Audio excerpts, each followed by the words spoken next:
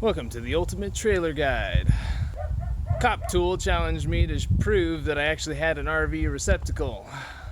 There she be, boys. So let's get into this and I'll show you all the things I've done to fit an entire shop's worth of tools into a 7x14 trailer.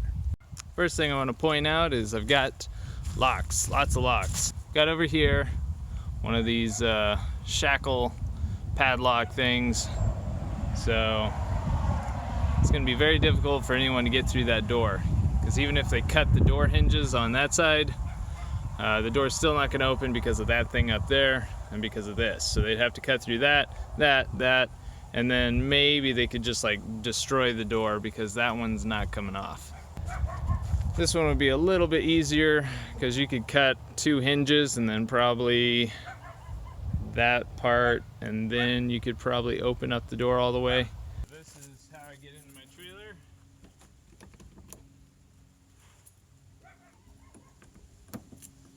Doesn't take very long to pull off those two locks.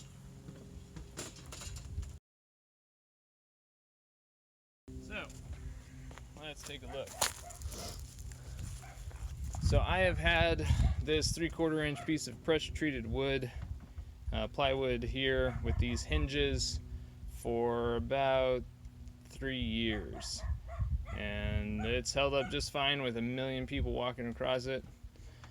Okay, so here on the back I've got a whiteboard on both sides that I can write on, or that employees or volunteers can write on when they need stuff.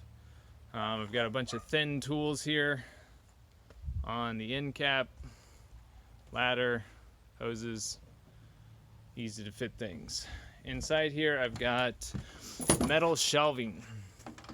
The reason why I like this type of metal shelving is because it's pretty much infinitely adjustable. It goes up or down by increments of about 1 inch, and so you can customize it to fit exactly the toolbox that you need it to fit. And then I just put bungee cords across to hold stuff up, and it's pretty easy to move the bungee cord out of the way or unclip it. I've not had anything fall off in all the time that I've had this set up. How about a pocket door inside a trailer? So right here, got this little bungee cord. That unsnaps there, and then this all rolls out.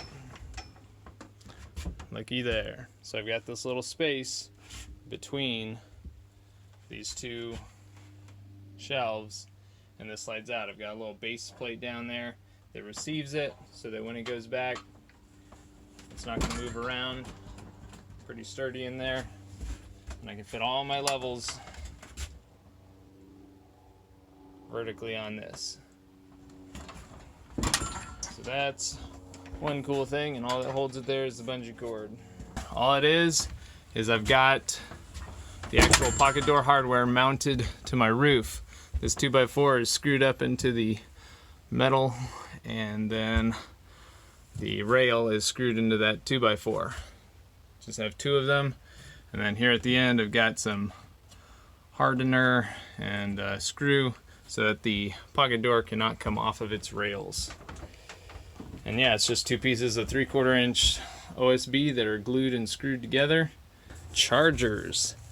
Over here on my left, I have the capacity to charge 11 DeWalt batteries, 4 M12 batteries, and 3 M18 batteries with a little lone Ryobi charger back there. So this is all set up so that all the batteries can be plugged in at the same time. None of them will impede another one from charging. So this one right here will fit on even though that one's right there, because they are staggered. Very important. Everything fits. The M18 batteries back there, they all fit. None of them run into any problems with charging. So how they're all strapped down is either with these little plastic hanger straps and screws down into the wood, or else some of them actually are made for hanging on walls. So I just measured and put little drywall screws in, locked them into place, and then stuck a screw, you can't really see it, but a screw on the back so that they can't slide out of position. So these are nice and rock solid. They're not going anywhere. So my electrical system.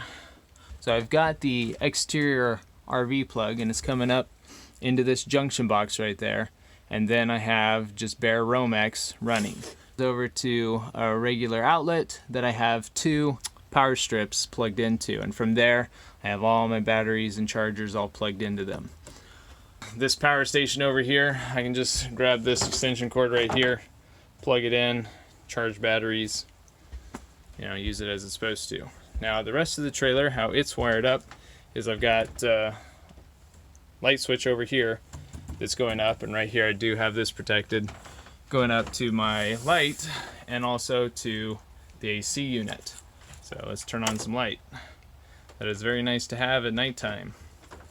The AC unit just has its own little switch here, so you can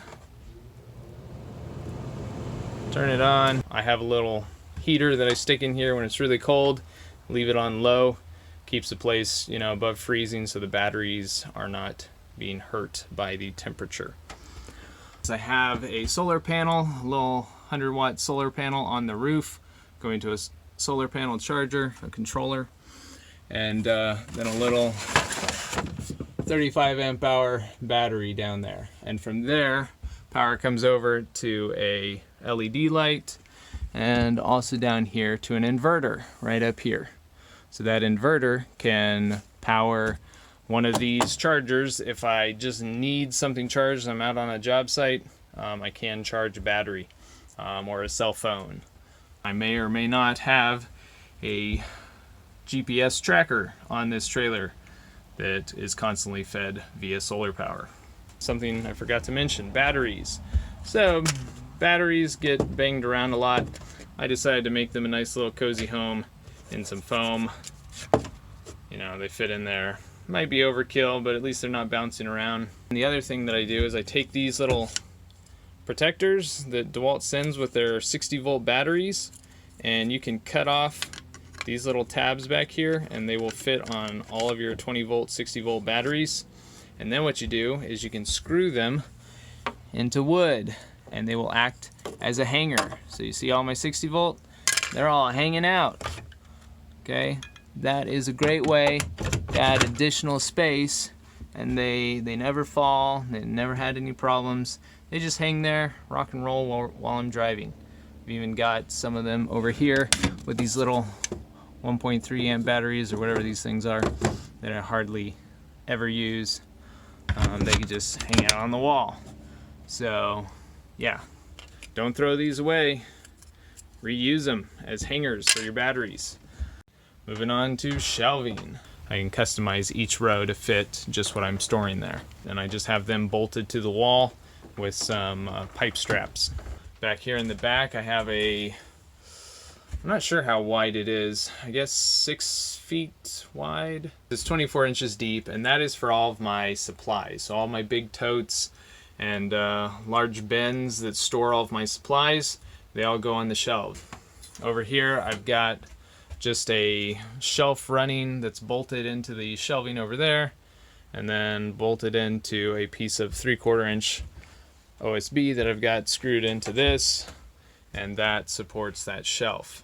At some point I might redo this section to do some welding and actually build some metal shelves across here, but for right now that holds everything I need it to hold. Ladder hangers that are holding up all of my platforms and sawhorses. So over here I've got just a 48 inch by 24 inch deep metal shelf that I've kind of retrofitted with different things. So right here I've got some drawers that come out, and it makes it so that I can access my tools easier, and they just lock into place with these little gate latches, little bolt latches. Down here got my little bin, just pull it out, and I've got everything that I need. Did a video on building this and utilizing it, but I've got the crate, got my drills in this medium-sized box, and have my circular saw and others in there, so I can just pull these out, stack them, and go with all of my main tools that I need. I've got my miter saw and my table saw. These have little spots on the floor specifically shaped to the indentation of the rolling stand itself so that they are not able to move during transport. This right here has a little arm that comes down and locks onto a bolt I stuck on the tool or on the stand itself. And so when that's in place from underneath, then it's not going to move anywhere. And yeah, there you go. So yeah, so that keeps this pretty sturdy. Same for here, except this just has a bungee cord wrapping around it and some padding over there so that it's not just constantly rubbing up against anything hard. So that's just a pipe foam that's just wrapped around a 2x4. Let me pull this out and you can see behind it. Okay, we'll roll that out of the way. So no space wasted. All of my thin blades and bits are all mounted on the wall behind my miter saw. Over here, got my 20-gallon air compressor. This is just what I use for when I'm doing a little bit of texturing, and it just has some carpet stapled to the wall and bungee cord holding it in place. Rolling toolbox, definitely worth mentioning, is this 26-inch rolling DeWalt toolbox. It has all my plumbing tools in it, super duper heavy, and so this box has made it so much easier to transport all of those plumbing tools. This is just like a little bookcase here at the end. I've got all my nails and fasteners just stacked into here. A little spot for gloves and boxes, you can just stick in about 3-inch pipe or so. You can cut them into pieces and then use your hole saw and cut a bottom for them and then screw them in, and you've got yourself little holders for spray paint or any kind of round item you might need, and you can do them as long or as short as you want them to be. I use a lot of these Stanley boxes because they're pretty cheap and they've got clear tops, and dividers, organizers. So I've got my PEX, copper, black iron, galvanized iron, CPVC, PVC, fittings, screws, nails. These are just great for organizing anything and everything. I wanted to point out my track saw setup. So track saw is right here in its case. It's the DeWalt 60-volt track saw. And then down here underneath the shelving is where I keep the track saw tracks. So all I have to do is just lift up this little top here, then I can grab the track and pull it out. So that's the 55 inch, I don't remember what the size is. And then this is the 102 inch, I want to say. Hopefully this tool trailer tour has been motivational and you'll go out and make your own trailer awesome. That's all I've got for you. Till next time, strike pose.